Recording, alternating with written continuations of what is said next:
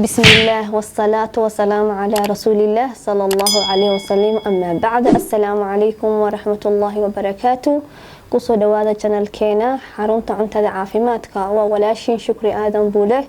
asxaabteyda qaaliga ah meel kasta joogtiin, maanta waxaan rabnaa inaan cuntada sii dhaxgalno. walaalayaal macaan, maanta waxaan rabaa inaan ka hadlo waa maxay nutrition waxa weeye nafaqooyinka laga helo xagga cuntada. maanta waxaan rabnaa inaan galno basic of nutrition laba ay u kala baxdaa ama u kala qaybsantaa.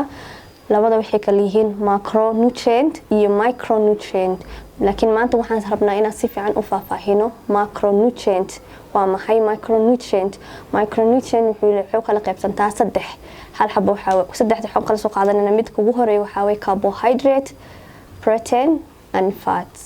waa maxay carbohydrate-ka waxaa weeye cuntada cuno ayaa wuxuuna siinayaa wax la dhaho glucose-ka ayaana siinayso energy.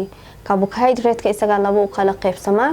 midna waxaa weeye cuntada caafimaadka leh iyo mid cunto caafimaad lahayn weeye. kuwa cuntada caafimaadka leh waxaa ka mid ah cuntooyinka iyagoo sida looga soo guray beerta. cuntada waxaa la dhahaa whole greenka maxaa la dhahaa? waa cuntada buunshaha ah ama waxaa la dhahaa cuntada qamadiga ah. Soomaalidina qamadiyaan dhahnaa. cuntada brownka la dhaho waayo. brownka muxuu yahay? brownka waxaa weeye cuntada xitaa supermarket-yaasha marka aadiin waaweynka sida rootiga oo kacad muu eka waa brown. midka kale baasta iyadoo heli kartaa, isoo bariis heli kartaa, isoo bur heli kartaa. cuntadaas waaye cuntada caafimaadka leh oo fiican inaan cunno. jirkeena waxay ka siinaysaa vitamin, waxayna leedahay wax la dhaho high fiber. maxaa la dhahaa high fiber? waxaa la dhahaa cuntada hadda aan sheegay waxaa weeye oo brownka ah. markaa cuntidna waa cunto vitaminna siisaa, waxayna bixisaa cuntada caloosha dhibaato badan ma kula geliso sida cuntada kale oo hadda waan gali doonaa iyadana. markaa cuntid mana kuwa jirkaagana maku hilib badan ma ku yeelayso. taas weeye cuntada waxaa weeye caafimaadka leh. aan gudubno cuntada caafimaadka lahayn. waa maxay cuntada caafimaadka lahayn? cuntada caafimaadka lahayn waxaa weeye sidoo kale burka cad, bariiska cad, baastada cad, rootiga cad. cuntada Soomaalida haddaan nahay aan u badannahay aan jecelnahay weeye. ma dhihi karno aan iska dayna hal mar. haddaan dhahno waan iska dayna hal mar wax maskax gal ma aha, laakiin way fiicanta inaan yareysano. waxyaalo badan oo side effect la dhehe leedahay. side effect waa maxay? waxaa weeye waxa oo qofka bini'aadanka jirkiisa markuu waxa zaa'idka ama sidii loo baahnaa uu dhaafiyo kusoo degdega. sidoo kale waxay leedahay side effect-keeda waxaa weeye waxaa weeye sida oo kale sokorta ayay kugu ridi kartaa. waxaa kale waxay keenaa wadnaha waxay u keentaa xanuuno badan, iyo hilibka cayilka qofka way cayilinaysaa. hadda iska badisid waaye. lama dhihi karo aan iska dayno baastado cad oo dhan, bariisku cad oo dhan ma dhihi karno, iyo burka cad oo dhan. laakiin wax kasta waxay leeyihiin qiyaasta fiican inaan sameyno.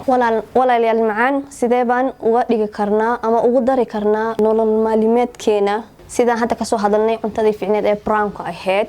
sidoo kale haddaynu example inay qaato, subaxdii markaa soo kacdid ma aha laazim inaa cuntid canjeero cad. waxaa jirto canjeero brown ah. burkii brownka soo gadanaysaa, khamiirkii sida u samaysanaysaa waa cunaysaa.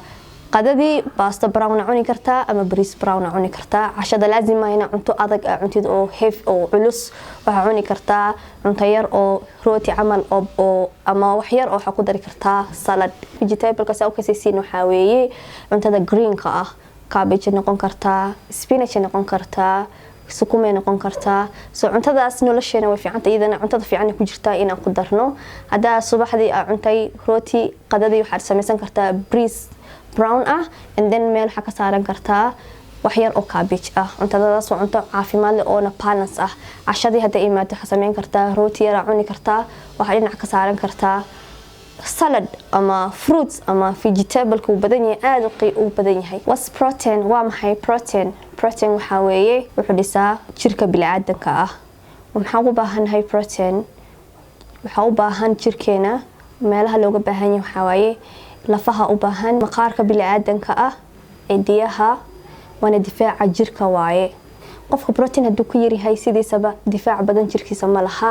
waxayna u badan yahay inuu markasta daal badan, wax badanna shaqo badanna ma qaban karo. waxa arkaysaa dad markasta markay wax yar sameeyaan ba nasanayaan ama meel seexanayaan markaas waxay ku tusaysaa qofkaas inuu dhinaca proteinka ka liito uu hoos yahay. proteinka ayaa waxa uu kala baxay isaga labo weeye, mid waxa weeye animal protein, midna waxa weeye plant protein. waxaan ka hadlaynaa animal protein. Animal protein waa xayawaanka laga heli karo, cuntada laga heli karo proteinka weeye. waxa kamid ah malayga, waxa kamid ah doorada, waxa kamid ah ukunta, caanaha ayaa kamid ah.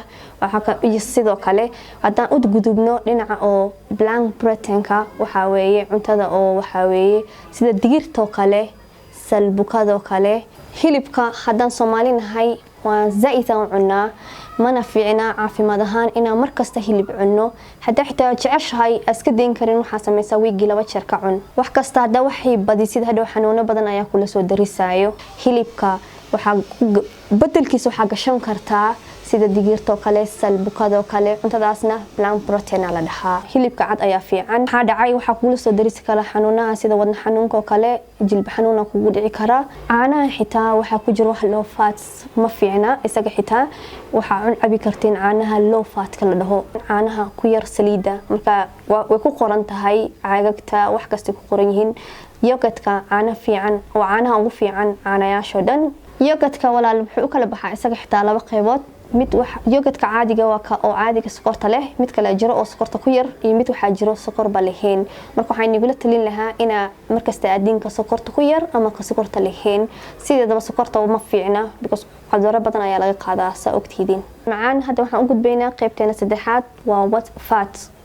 waa maxay fats? fatka waa saliid. saliid marka maqalno wax xun ayaa markasta maskaxdeena ku soo dhacdo, laakiin saliid fiican ayaa jirta. waxaana laga helaa inta badan energy-ga saliida laga helaa. waxa kale u fiican tahay nerves-ka, waxa kale u fiican tahay murqaha, waxa kale siisaa minerals-ka iyo vitamin-ka siisaa. fatka ayaa mid fiican oo caafimaad leh jirto iyo mid xun oo caafimaad lahayn. ka caafimaadka leh waxa weeye saliida la dhaho olive oil, kulligeen waan ka saynaa, ama saliid saytuunka. saliida la dhaho coconut oil. coconut oil waxa la dhahaa waa saliid naarjiinka. saliid naarjiin ayaa intan soo baxday oo fiican oo urinin. waxa kale laga helaa looska ama sunflower saliida la dhahaayo. way fiican kulli kuwaas in cuntadeena ku karsano. avocado oil xitaa saliid ayay leedahay, wayna aad u fiican tahay. ta kale oo fiicneen aan caafimaadka lahayn waxa weeye cuntooyinka oo fast food-ka ah sida buskutka, cookieska, maxaa kaloo la dhahaa doolshaha, waxa kaloo oo chipsiga. waxaas oo dhan waxa la dhahaa unhealthy food, waa cuntada caafimaadka lahayn. hadda iska deyn kartiin iska day. hadda iska deyn karin waxa fiican markasta fiican inaa wax yar ka cuntid. cuntada caafimaadka leh waxa kamid ah avocado-ga qofka xitaa rabo marka inuu hilib jirkiisa fuulo wuu cuni karaa. qofka kale ee rabo xitaa inuu jirka hilib iska rido iyadana way fiican tahay. iyadana waxyaalo badan sii faahfaahin doonaa. walaalayaal macaan, maanta waxaan ku soo gabagabaynaynaa programkeeni intaas nala sii socda. ka ku xiga waxaan keenaynaa practical wax kasta arki doontiin. waxaan ka soo hadlaynay oo dhan. waa mahadsantihiin. ha ilaawina inaad share garaysiin, like garaysiin, subscribe sameysiin. wassalaamu calaykum waraxmatullaahi wabarakaatuh.